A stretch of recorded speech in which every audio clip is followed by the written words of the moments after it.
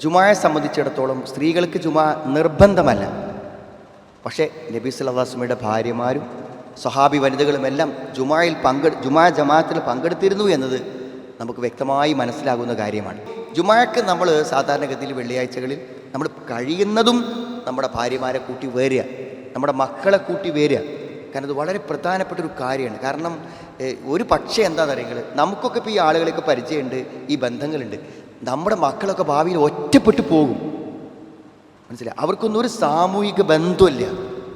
പലപ്പോഴും പല out of സ്റ്റേറ്റുകളിലൊക്കെ പോയി പഠിക്കും. അവിടെ നിന്ന് ജുമാക്ക് പോകാൻ അവസരം ഉണ്ടാവില്ല, വെള്ളിയാഴ്ച പള്ളി പോവില്ല. ഇപ്പോൾ സാധാരണ ഈ കോച്ചിങ് സെൻ്ററുകളിലൊക്കെ പഠിക്കുന്ന കുട്ടികൾ പറഞ്ഞേക്കാം 2 വർഷം ജുമാ എന്ന് പറഞ്ഞ സംഗതിക്ക് പോയിട്ടില്ല. ഞാൻ പറയാം, നമ്മുടെ ഭാര്യമാർ, നമ്മുടെ മക്കൾ ജുമായിൽ പങ്കെടുക്കാൻ നമ്മൾ അവരെ പ്രോത്സാഹിപ്പിക്കണം, അവർക്ക് അവസരങ്ങൾ ഉണ്ടാക്കണം. ഇതെന്താ, ഇത് വിശ്വാസികളെ സംബന്ധിച്ചിടത്തോളം അവർ ഏറ്റവും അധികം ഒരുമിച്ച് കൂടുന്ന, അറഫ കഴിഞ്ഞാൽ ഏറ്റവും അധികം വിശ്വാസികൾ ഒരുമിച്ച് കൂടുന്ന ജുമാ. ഇതിൽ കുറേ കാര്യങ്ങളുണ്ട്. നമ്മൾ പള്ളിയിൽ വരുന്നു, പരസ്പരം കാണുന്നു, പരസ്പര ബന്ധങ്ങൾ പുതുക്കുന്നു, പരിചയപ്പെടുന്നു, ധാരാളമുണ്ട്. ഈ സാമൂഹിക ബന്ധങ്ങളൊക്കെ നഷ്ടപ്പെട്ടു പോവുകയാണ്. നമ്മൾ ക്ലാസ് നടക്കുന്ന സ്ഥലങ്ങളിൽ വരുന്നില്ല, പൊതുസ്ഥലങ്ങളിൽ വരുന്നില്ല.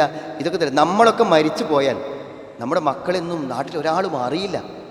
ആർക്കും ഒരു മുസ്ലിം ആണെന്ന് പോലും അറിയാത്ത അവസ്ഥയ്ക്ക് അവരൊക്കെ ഒറ്റപ്പെട്ടു പോകും. അതിൻ്റെയൊക്കെ ഉത്തരവാദിത്വം നമുക്കായിരിക്കും. അതുകൊണ്ട് നമ്മുടെ ഭാര്യമാരെ, നമ്മുടെ മക്കളെയൊക്കെ ജുമായിൽ പങ്കെടുപ്പിക്കുവാനും നമ്മുടെ കൂടെ കൂട്ടാനും ചെറിയ കുട്ടികളാകുമ്പോൾ നമ്മൾ പരിശ്രമിക്കണം. ജുമാ വളരെ പ്രധാനപ്പെട്ടതാണ്. അതിൻ്റെ ആദാബുകൾ അവർക്ക് കൂടെ നമ്മൾ പറഞ്ഞ് മനസ്സിലാക്കി കൊടുക്കണം.